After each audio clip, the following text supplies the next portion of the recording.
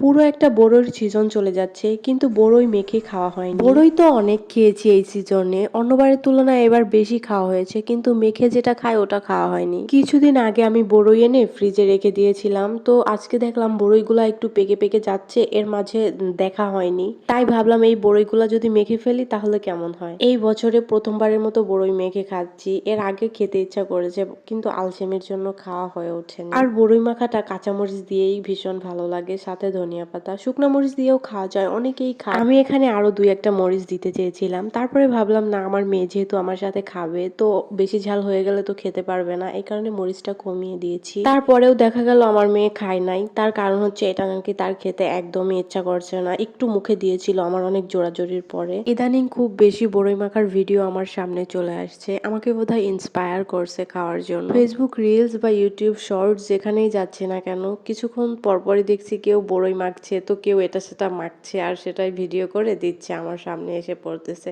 তো আমি ভাবলাম আমিও যদি একটা করি কেমন হয়। কার কার এই বড়ই মাখাটা খেতে ভালো লাগে আমাকে অবশ্যই জানাবেন।